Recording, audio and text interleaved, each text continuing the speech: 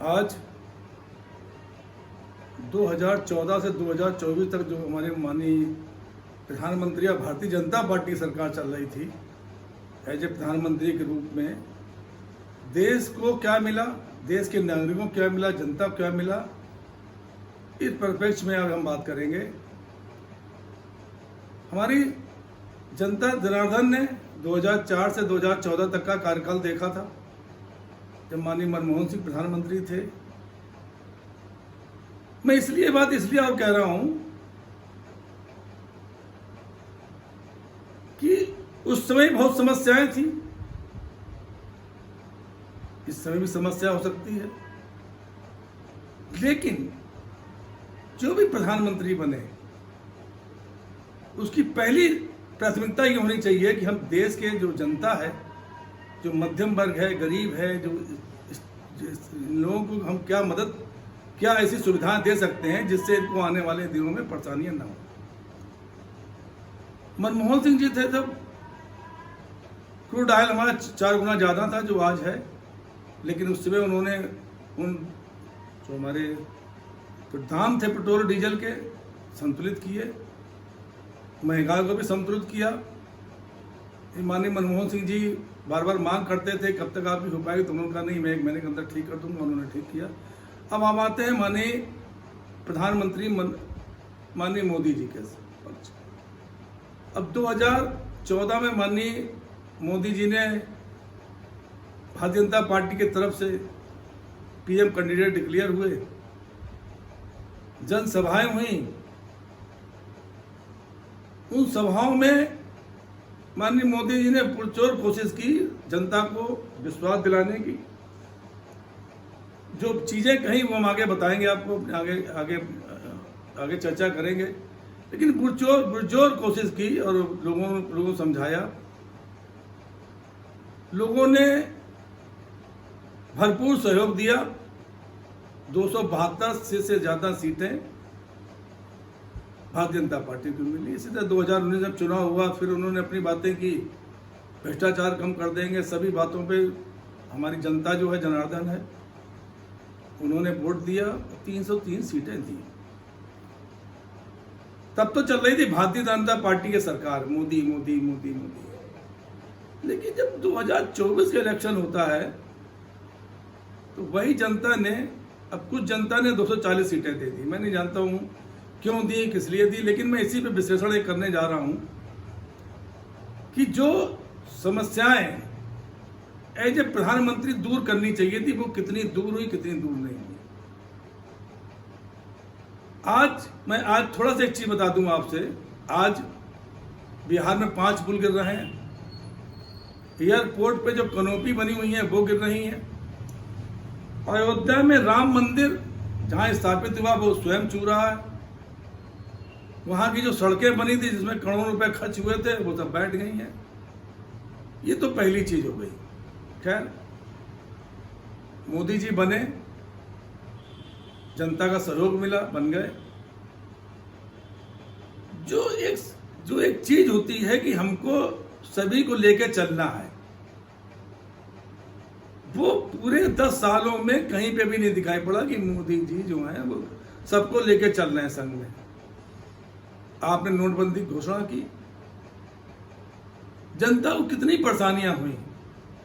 आपने इसमें अवैध धन जिसके पास है निकल जाएगा, तमाम ऐसी बातें करी, 70 दिन में सब सही हो जाएगा, और तमाम ऐसी बातें की जिसमें सही हो जाएगा। लेकिन आखिरी में क्या हुआ? आखिरी में हुआ कोई फायदा नहीं हुआ। लेकिन हाँ, इससे एक फायदा जरूर हुआ कि जो हमारी बहन बेटियां थी जिनके पास 1000, 2000, 5000 नोट पैसे रखे थे चुरा छिपा के, वो सब बाहर आ गए। कि जो नहीं निकाल पाए, जो चूक गए, उनके खत्म हो गए, नहीं मिल पाए उनको।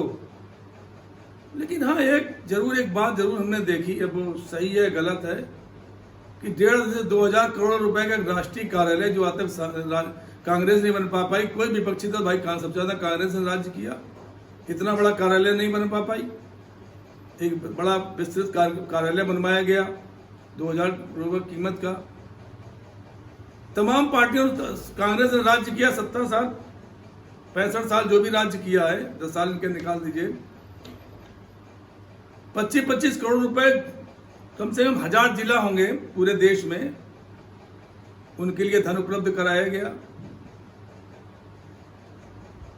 अब दूसरी तरफ आइए आप, जो रोजगार कर रहे थे, एड़िया लगाते थे, कहीं किसी रियल एस्टेट में या ठेकेदारी करते थे या कहीं दुकानदार थे, खाने पीने की चीजें थी, जो मूलभूत चीजें होती हैं, जीएसटी लगा दी गई। जीएसटी लगानी चाहिए थी, ठीक थी, लेकिन जो प्रोजेक्ट अडानी को मिल रहे हैं उसमें जीएसटी नहीं लग रही है। क्यों नहीं लग रही, ये बात हम समझ नहीं पा रहे हैं। लेकिन जीएसटी दही में लग गई, जितने भी हमारे खाने वाली चीजें हैं, जो स्वयं हर हमारा जो गरीब और मध्यम वर्गीय इस्तेमाल करता है, करते तो सभी हैं, लेकिन जो इम्पैक्ट आता है सबसे ज्यादा महंगाई का, वो आता है मध्यम वर्ग और गरीब के ऊपर आता है। क्योंकि गरीब 300-400 रुपये पर डे की रोजगार करता है, मध्यम वर्गीय की अपनी एक लिमिट होती है तनख्वाह की, तनख्वाहें तो नहीं बढ़ रही हैं, लिमिट उनकी 15,000 रुपये माना की है, पहले 2-4 हज़ार बच जाते थे, लेकिन जब डीजल पेट्रोल महंगा हुआ, 800 के पार हो गया या 100 से नीचे है, महंगाई बढ़ गई, उनकी जेबें खाली होने लगी, जो उनकी बचत थी वो नहीं हो रही। लेकिन माननीय प्रधानमंत्री जी से अनेकों बार कहा गया, हाँ एक फायदा जरूर हुआ, जो उद्योगपति मित्र थे गुजरात के, उनकी आय दिन रात चौगुनी बढ़ती चली गई, आज वो अरबपति है। अभी देखिए जियो के दाम बढ़ गए, इसका इम्पैक्ट किसके ऊपर आया, मध्यम वर्गीय और हमारे गरीब लोगों पे, जो फोन का इस्तेमाल करते थे, नेट का इस्तेमाल करते थे, अपनी बात करते थे, लेकिन किस पे आया, मध्यम वर्गीय गरीब पे आया। ये जो चीजें हैं, जो तरीके हैं, आज बेरोजगारी कहां से कहां पहुंच गई। जो पीसीओज जो हैं, जो हमारे पूर्व प्रधानमंत्रियों ने जो सरकारी संस्थाएं बनाई थी, वो सरकारी संस्थाएं बेचे दे रहे हैं। जो उद्योगपति मित्र हैं वो एयरपोर्ट बैठे, उनको ठेका मिला जा रहा है, उनको काम मिला जा रहा है। कैसे, क्यों, किस लिए? क्योंकि एयरपोर्ट अथॉरिटी जो हमारी है उसको तो पूरा काम देखती है ना, तो इनको बीच में डालने की क्या जरूरत है। लेकिन मित्रता है, बढ़ाना है हमको। देखिए मैं जो बात ये कह रहा हूं, समझिए आप मेरी बात, एक 30-35 मित्र, एक देश के 80 करोड़ जिनको अनाज, माननीय प्रधानमंत्री जी खुद कहते हैं मैं अनाज 80 करोड़ रुपयों को दे रहा हूं। किसानों की आय बढ़ाने की बात कही थी उस समय, 2 करोड़ नौकरी की बात कही थी, 15 लाख रुपए देने की बात कही थी, सब हवाबाई हो गए। प्रधानमंत्री जब भाषण देते हैं, पिछले 10 सालों में देख रहा हूं, अभी लोकसभा के अंदर भी भाषण मैंने देखा, राज्यसभा में भी देखा, मेरी समझ में कहीं पे भी आज तक मध्यम वर्गीय या गरीब के लिए 2 शब्द नहीं कहे होंगे कि महंगाई बढ़ गई है, बेरोजगारी बढ़ गई है, इसके लिए हमें क्या करना है। अभी भी सरकार बन गई है, हमारे जनता ने 240 सीटें दी, उन्होंने अपने, अब एनडीए की सरकार बन गई, अभी तक तो बीजेपी की सरकार थी, अब सरकार बन गई एनडीए की, एनडीए सरकार चल रही। लेकिन लोकसभा में जो, राज्यसभा में जो स्पीच हुई, पूरे विपक्ष ने मांग की, अभी नीट की समस्या देखिए, 24-25 लाख बच्चे जो हैं पेपर लीक होने से परेशान हो रहे हैं।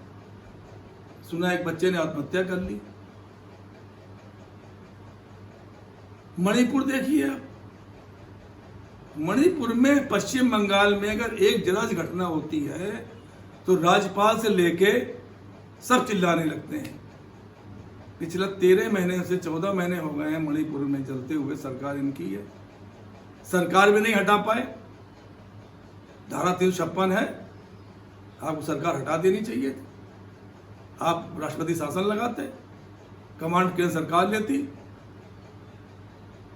240-250 लोग मारे गए, महिलाओं के संग अत्याचार हुआ, लेकिन हमारे प्रधानमंत्री जी ने कोई शब्द नहीं कहा। तो जो हम ये चीज चर्चा कर रहे हैं, इसको आप देखिए, मनमोहन सिंह भी प्रधानमंत्री थे। मैंने कहा आपसे पेट्रोल डीजल के जब क्रूड ऑयल था 4 गुना हो गया था। आज क्रूड ऑयल रेट जो है सस्ता है। उस समय जो डीजल पेट्रोल पे जो लगता था 3 रुपये और 9 रुपये लगता था टैक्स, आज टैक्स 32 रुपये से ऊपर, 32 रुपये और उसके लगभग टैक्स है। जो मूलभूत सुविधाएं हैं, आपके जियो के रेट बढ़ गए, इफेक्टिव कौन हुआ? किस पे फर्क पड़ा? डीजल के दाम बढ़ रहे हैं, कौन इफेक्टिव हुआ?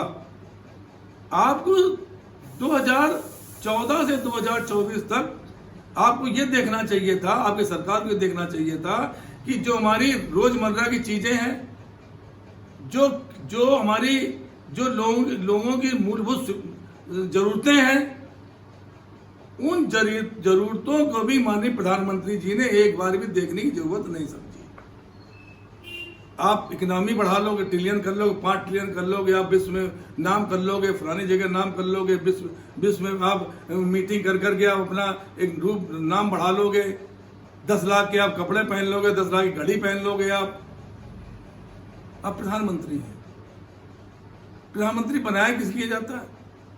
मुख्यमंत्री बनते किस लिए? सांसद में जो संविधान हमारा बना था, संविधान किस लिए बना था? संविधान में परिभाषा क्या थी कि जो सांसद चुने जाएंगे वो एक प्रधानमंत्री चुनेगा। प्रधानमंत्री देश की जनता के हित में कार्य करेगा। मुझे तो अभी तक कोई ऐसा कार्य नहीं लग रहा जो हित में कार्य किया गया हो। आज तक जो नहीं हुआ अब वो हो रहा है। जैसे इमरजेंसी जैसे लगी हो देश में, आप बोल नहीं सकते हैं, बात नहीं कर सकते हैं। 2 मुख्यमंत्री को आपने जेल में डाल दिया। 2 मुख्यमंत्री को आपने जेल में डाल दिया। एक मुख्यमंत्री की अभी जमानत हुई, कोर्ट ने कहा, हाई कोर्ट को कहना पड़ा भाई इनके खिलाफ तो कुछ है ही नहीं ना, क्यों इनको अंदर रखे हुए हैं आप?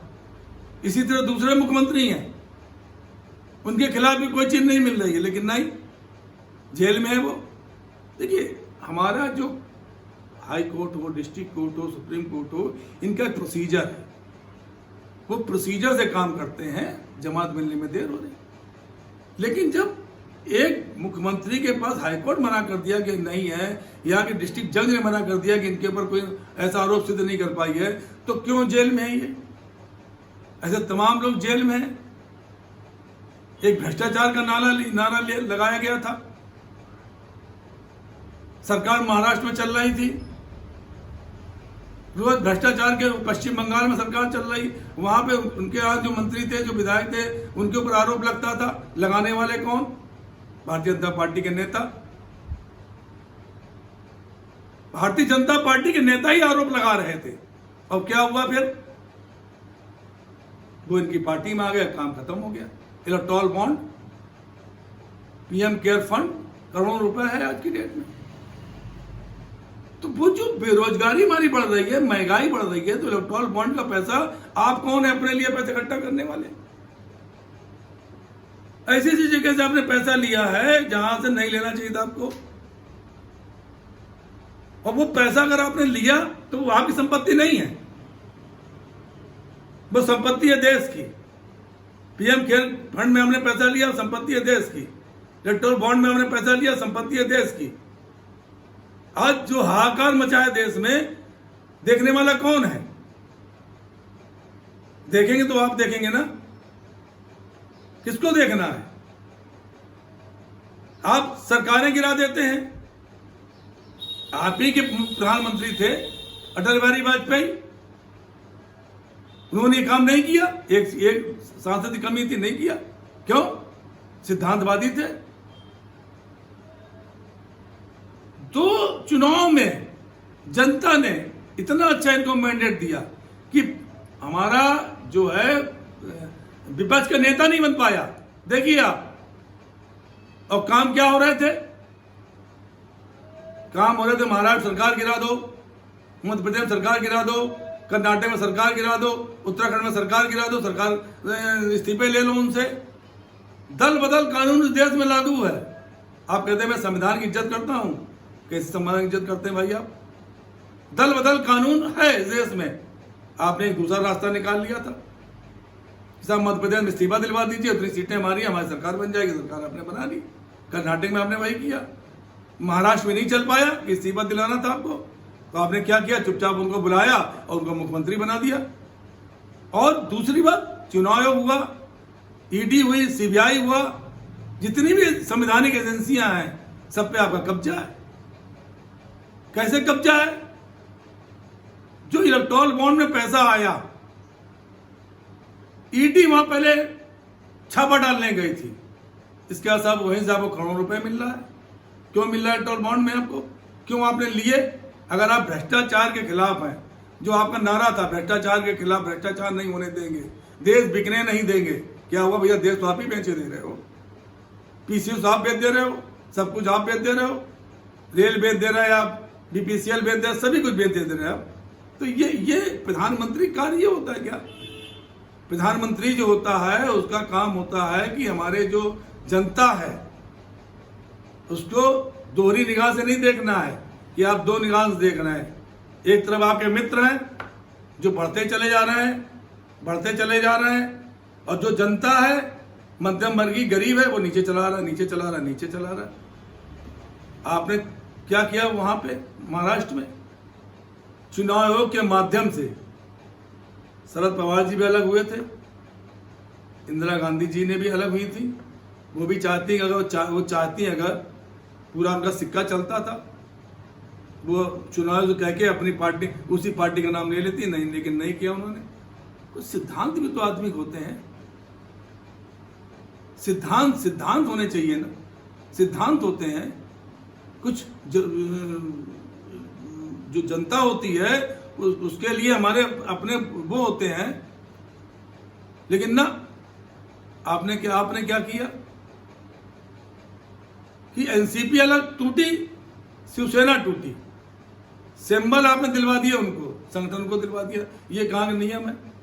जबकि दल बदल कानून के अंतर्गत क्लियर कट लिखा हुआ है, अगर किसी संगठन में, किसी राजनीतिक दल में टूट होती है, अगर टूटट मेजॉरिटी आ रही है तो वो अपना दल बनाएगा और चुनाव में जाएगा।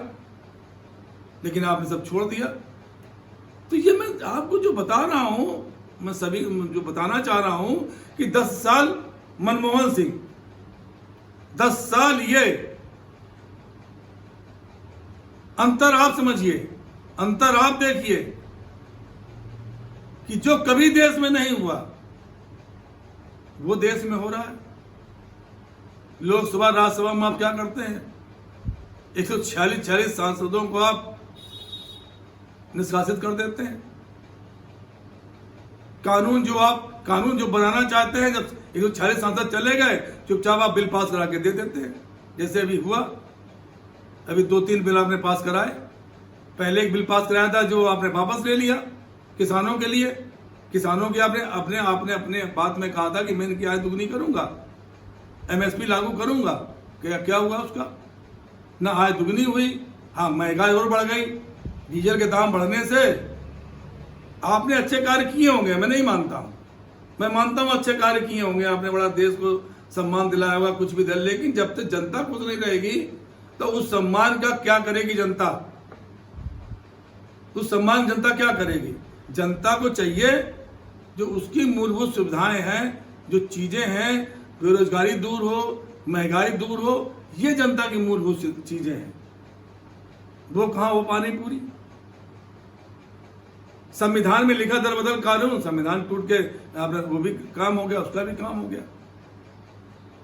लोकतंत्र में पक्ष विपक्ष एक आपस में सौहार्दपूर्ण वातावरण होता है। लेकिन आज क्या है? एकला चलोगे आपकी राजनीति, ये इससे देश नहीं चलता है। जो मेरा आज ये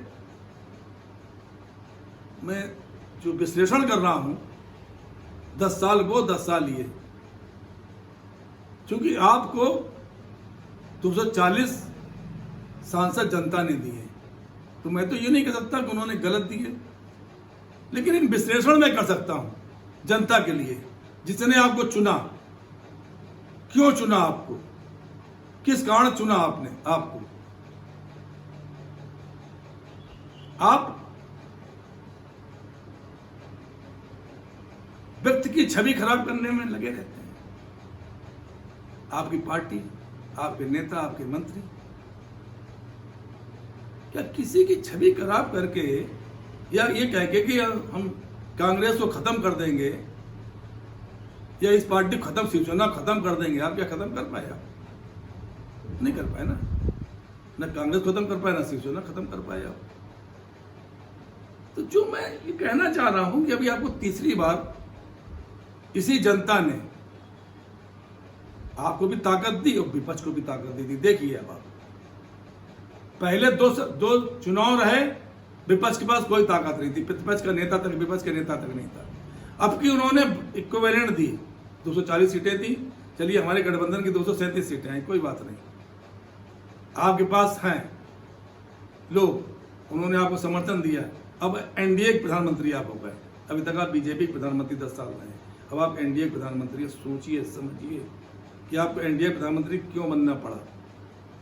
जब तक आप इस चीज को समझेंगे नहीं, सोचेंगे नहीं, सबसे बड़ी जो सबसे बड़ी बात है वो है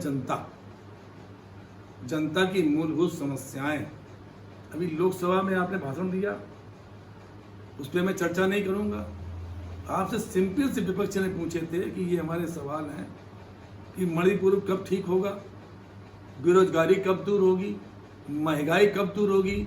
अग्निवीर जो आपने बना, मैं फिर बार बार कह रहा हूं, अग्निवीर का अपॉइंटमेंट मेरी समझ में नहीं आ रहा, खुद भी नहीं समझ में आ रहा मेरे। जो वहां से निपुण होके आएगा, 4 साल नौकरी करके जब आ जाए घर पे, तो वो क्या करेगा जिंदगी में? शादी करने के बाद बच्चों को पालन पोषण कैसे करेगा? इतने ज्यादा लोग निकल के आएंगे, कहां जाएंगे? पहली बात, जीएसटी जो आपने लागू की आंख बंद करके, जनता को दिक्कत हो रही है। अग्निवीर से जनता को दिक्कत हो रही है। अगर नीट की परीक्षाएं लीक आउट हो रही है तो जनता को समस्या हो रही है। हमारे जो नौजवान हैं, जो नवयुवक हैं, आपने कहा 2 करोड़ नौकरी देंगे, आप नहीं दे पाए 20 करोड़ नौकरी। कम से कम अब जो ये परीक्षाएं हो रही हैं, ये तो सही ढंग से हो जाएं, वो भी नहीं हो पा रही हैं। अगली बात, बिहार में 5 पुल टूटे, सरकार आपकी है, पुल टूट रहे हैं आपके। किसको आपने ठेका दिया जो पुल टूट रहे हैं? एयरपोर्ट में कनोपियां गिर रही हैं। दिल्ली देख लीजिए आप, गुजरात देख लीजिए, 4-5 जगह आपकी गिर गई। इसके बाद आपने आई अयोध्या में करोड़ों रुपए आपने खर्च कर दिया। खर्च करने के बाद हाल क्या है? सड़कें में धसी जा रही हैं, घरों में पानी चला जा रहा है। तो इस तरह से जो जनता में परेशानियां पैदा हो रही हैं, दिक्कतें पैदा हो रही हैं, उसका जिम्मेदार कौन? जब तक देश में प्रजातंत्र और लोकतंत्र बहाल नहीं होगा, संविधान अनुसार काम नहीं होगा, तानाशाही से काम नहीं हो सकता, अहंकार से काम नहीं हो सकता। जितने मनमोहन सिंह प्रधानमंत्री रहे, अटल बिहारी वाजपेयी प्रधानमंत्री रहे, इंदिरा गांधी रहे, नरसिम्हा राव जी रहे, देवी गौड़ा जी रहे, जितने प्रधानमंत्री रहे, आपसे पहले ऐसा तो नहीं प्रधानमंत्री नहीं थे, चंद्रशेखर जी थे। किसी के पास अहम और अहंकार नहीं था। मैं नहीं था, मैं शब्द नहीं था। तो जो इस तरह की चीजें हैं, ये मत सोचिए कभी भी कि हम इस दुनिया में अजर अमर हैं, या हम अगर आज प्रधानमंत्री हैं तो हम हैं। ऐसा नहीं है। जनता जो है सब देखती है। मैंने जो आज ये विश्लेषण किया, मैं उन भाइयों से पूछना चाहता हूं, बिल्कुल सम्मानजनक हमारे लिए हैं, लेकिन आपको जो सीटें मिली हैं, उन्होंने वोट आपको दिया, क्या उन्होंने विश्लेषण किया था? ये 10 साल मनमोहन सिंह, 10 साल माननीय मोदी जी, अलग अलग बातें जो होती हैं, जैसे आपने लोकसभा राज्यसभा में करी, हमें मेरी समझ में नहीं करनी चाहिए।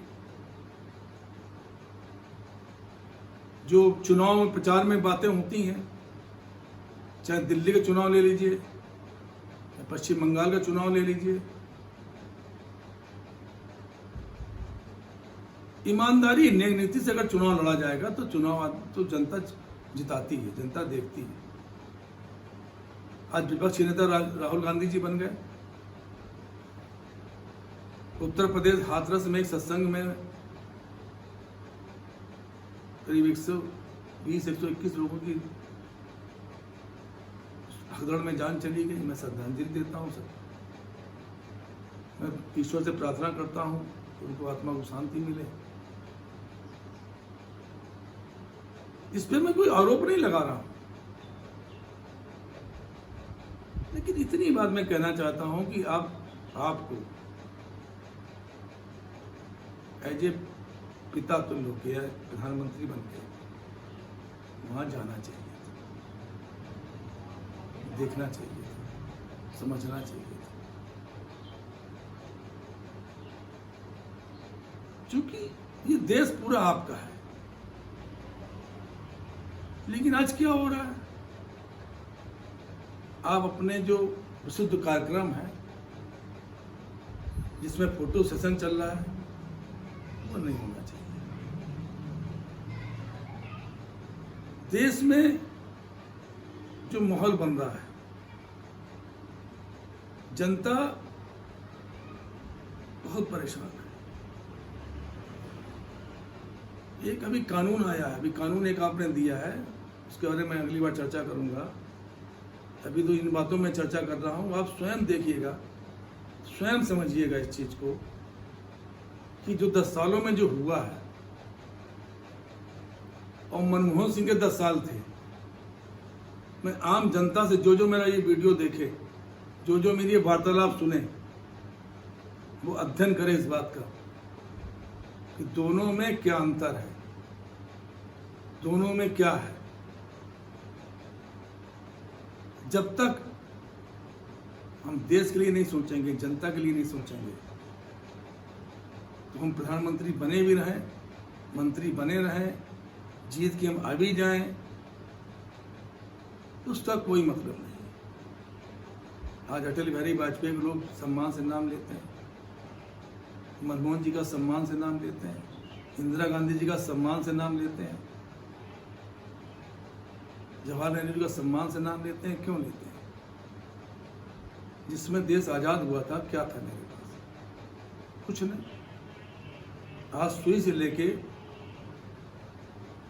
हवाई जहाज बन रहे हैं, प्राथमिक स्वास्थ्य केंद्र, देखिए सोच थी उनकी, प्राथमिक स्वास्थ्य केंद्र हर जगह बने हुए हैं जहाँ डॉक्टर बैठते हैं, इलाज होता है, विद्यालय बने हुए हैं। तो ये चीजें जो हैं, और बहुत सी चीजें हैं। डीजल का इंजन, कोयले का इंजन था, बिजली का इंजन चल रहा है। ये हमारे वैज्ञानिकों ने किया, लेकिन सहयोग हमेशा रहता है जो प्रधानमंत्री है या जो सरकार है, सरकार का सहयोग रहता है। आज तमाम हम लोग रॉकेट तमाम भेज रहे हैं, तमाम चीजें हो रही हैं, ये वहां से थी। तमाम फ्लाईओवर बने, दिल्ली में बने, बम्बई में बने, तमाम बने। तो ये चीजें जो हो रही हैं, ये कार्य हैं उनके द्वारा किए गए, जिनको आज सब देख रहा है। आपके कार्यों का मैंने भी बराखान किया, आपने बहुत अच्छे कार्य किए होंगे, मैं मानता हूँ, बहुत बढ़िया कार्य किए होंगे। विदेशों में आपकी जय जयकार हो रही होगी, हर जगह जय जयकार हो रही होगी, सब कुछ हो रहा होगा। लेकिन जो यहाँ की जनता है, उसकी जो परेशानियां हैं, वो कौन दूर करेगा?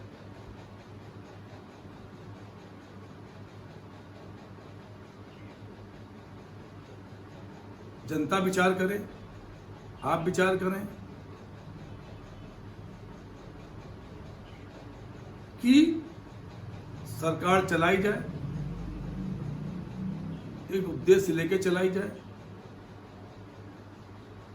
जिसमें उद्देश्य हमारा पहला ये होना चाहिए, जो हमारी जनता है उसके हितों में काम है। जय हिंद, जय भारत।